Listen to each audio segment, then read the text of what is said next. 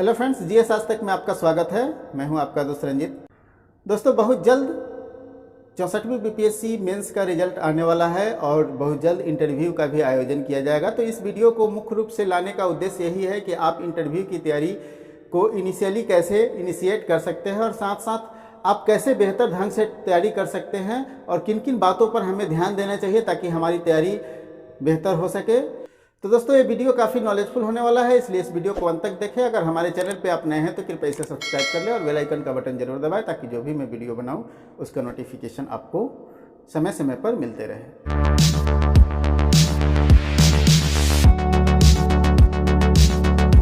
BPSC का exam जो है वो 3 चरणों में आयोजित होता है, पीटी, मेंस और इंटरव्यू 120 नंबर का होता है। बीपीएससी में पीटी मेंस क्वालिफाई करने के बाद जो लोग इंटरव्यू देने जाते हैं, इंटरव्यू को गेटवे ऑफ बीपीएससी माना जाता है या गेटवे ऑफ किसी भी कंपटीशन में अगर इंटरव्यू है तो वो आपको जॉब पाने का, ऑफिसर बनने का एक गेटवे है। इसलिए ये काफ़ी महत्वपूर्ण हो जाता है कि बस एक कदम आप पीछे हैं, बस एक कदम अगर आप इंटरव्यू क्लियर कर लेते हैं तो आप अधिकारी बन जाएंगे, आपका सपना साकार हो जाएगा, आप ऑफिसर बन जाएंगे।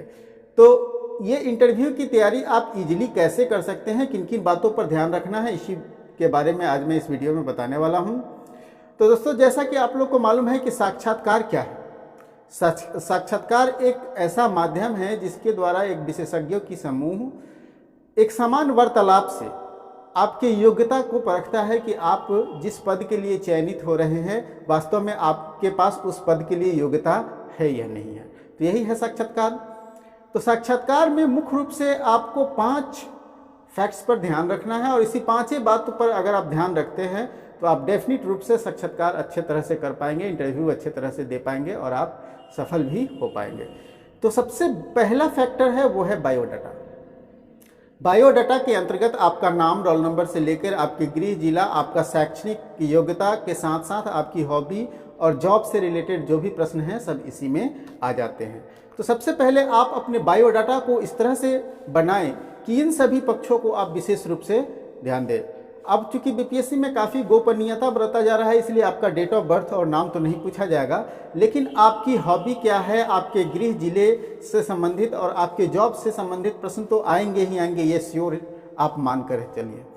सपोज कीजिए कि गृह जिले के बारे में आप क्या क्या तैयारी कर सकते हैं। तो गृह जिले के बारे में सपोज कीजिए कि आप नालंदा से हैं या पटना से हैं, तो वहाँ के भौगोलिक स्थिति क्या है, वहाँ का मतलब ऐतिहासिक चीज़ क्या है, इसके बारे में वहाँ क्या क्या फेमस है, इसके बारे में आप डेफिनेट रूप से करके जाए। आपके पास 1-2 पन्ने का इस पर नहीं होता है तो नोट्स भी बना ले ताकि आपको तैयारी करने में आसान हो। तो डेफिनेट रूप से गृह जिला को आप करके जाएंगे।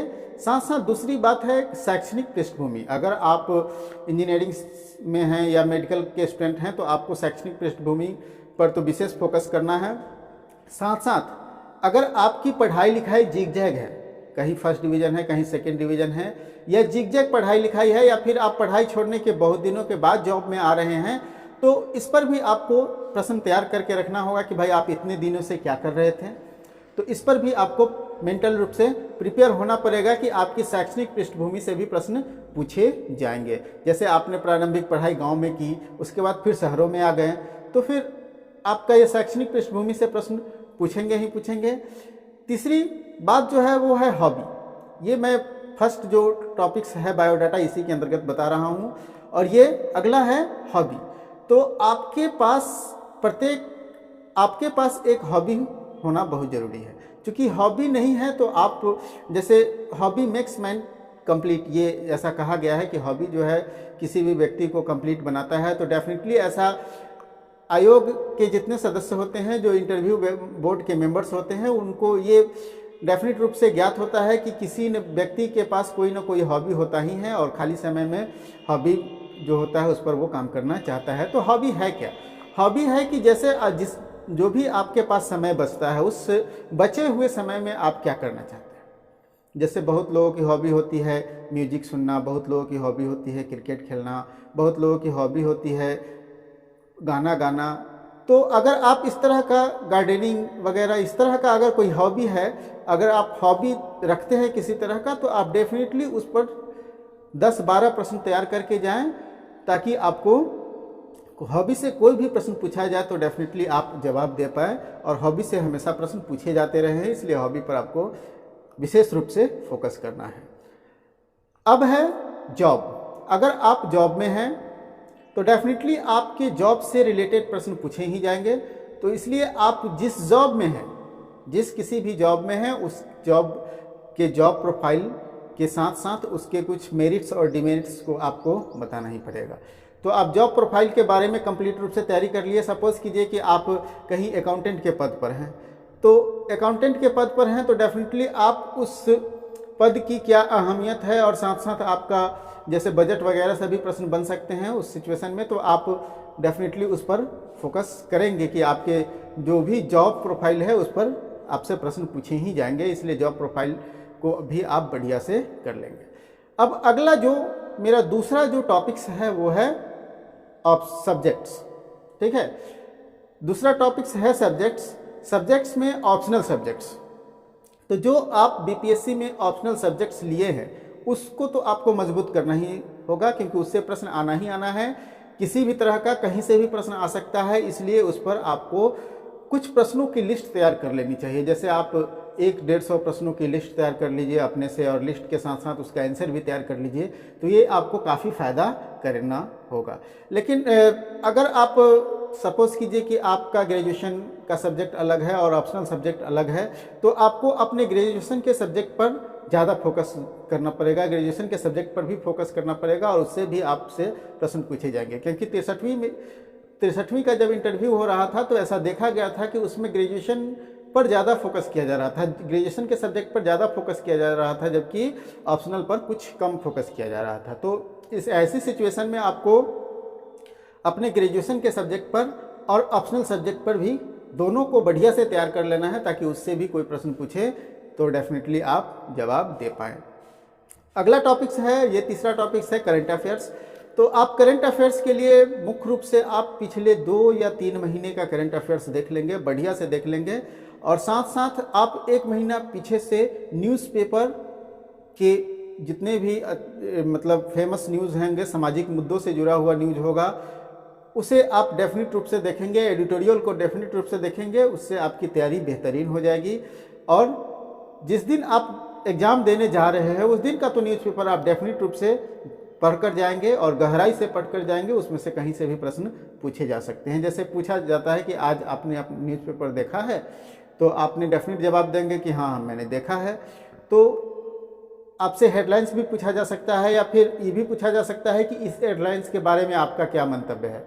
तो डेफिनेट रूप से आपको उस तरह से प्रिपेयर होकर जाना पड़ेगा, करंट अफेयर्स को बढ़िया से तैयार करना पड़ेगा।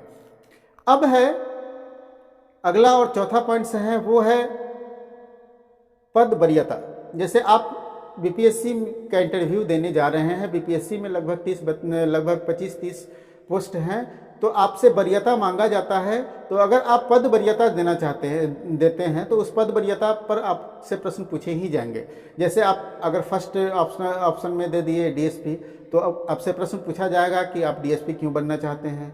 इस तरह से भी प्रश्न पूछा जाएगा कि अगर कहीं दंगा हो गया और आप फलाने जगह का डीएसपी है, तो फिर आपको उस दंगे को कैसे कंट्रोल करेंगे। कहीं के आप एसडीओ हैं और वहाँ ज़्यादा भ्रष्टाचार है, तो आप उस भ्रष्टाचार पर कैसे कंट्रोल करेंगे। तो इस तरह से प्रश्न आपसे पूछा जाएगा, इसलिए पद वरीयता क्रम जो दे रहे हैं उस पर भी आप प्रश्नों की एक सूची बना लें, और 10-12 प्रश्न आप उस पर डेफिनेट रूप से करके जाए, और उसका आंसर भी खुद से तैयार कर लें। क्योंकि आप आंसर जैसा भी तैयार करें, लेकिन जवाब आपका खुद का होना चाहिए, ठीक है, मौलिक जवाब होना चाहिए। क्योंकि इंटरव्यू बोर्ड को यह लग जाता है कि आप रटे रटाए जवाब दे रहे हैं, या फिर आपका ये अपना जवाब है। तो डेफिनेट रूप से आप इन सभी चीज़ पर प्रश्न करके जाएंगे। जैसे अगर आप डीएसपी हैं, कहीं ये ट्रैफिक डीएसपी बना दिया जाए, अगर आप वहाँ ट्रैफिक कैसे कंट्रोल करेंगे। जैसे पटना का ट्रैफिक डीएसपी बना दिया जाए, आप ट्रैफिक को कैसे कंट्रोल करेंगे। इस तरह से भी प्रश्न आते रहते हैं। अब अगला जो पॉइंट है उसमें मैं बात करूंगा आपसे कि अगर आप किसी तरह का कोई भी प्रश्न का जवाब नहीं दे पाते हैं तो सॉरी कहने में कोई बुराई नहीं है, ठीक है। लेकिन गलत जवाब अगर देते हैं तो ये बहुत बुरी बात है, और ये आपके लिए घातक हो सकता है। इसलिए आपको अगर किसी भी प्रश्न का जवाब नहीं आता हो तो आप सॉरी बोल सकते हैं, सॉरी सर मैं इस प्रश्न का जवाब नहीं जानता हूं, या फिर सॉरी सर मैं इस प्रश्न के जवाब को रिकॉल नहीं कर पा रहा हूं। आप डेफिनेट बोलकर आगे बढ़े, अगला प्रश्न आएगा। दूसरी बात है कि आपका इंटरव्यू बोर्ड के समक्ष जो है वो व्यवहार नॉर्मल होना चाहिए, ज़्यादा तार्किक नहीं होना चाहिए, उनके बातों को आप नहीं काट सकते हैं, ठीक है। ड्रेस पर भी फोकस करना है, ड्रेस भी आपको हल्के रंग का और मौसम के अनुकूल होना चाहिए, ठीक है। ड्रेस पर भी आप विशेष रूप से ध्यान देंगे। तो अगर इन सभी बातों पर ध्यान देते हैं, एंट्री कैसे करना है, आउट कैसे होना है, इन सभी बातों पर अगर आप ध्यान देते हैं तो डेफिनेट रूप से आप बढ़िया इंटरव्यू दे सकते हैं, इंटरव्यू आपका बढ़िया जाएगा और आप इंटरव्यू में अच्छे मार्क्स ला सकते हैं। तो दोस्तों उम्मीद है कि ये वीडियो आपको काफ़ी अच्छा लगा होगा। अगर अच्छा लगा है तो इसे लाइक कर देंगे और दोस्तों के साथ ज़्यादा से ज़्यादा शेयर करेंगे ताकि उन्हें भी इस वीडियो का लाभ मिल सके।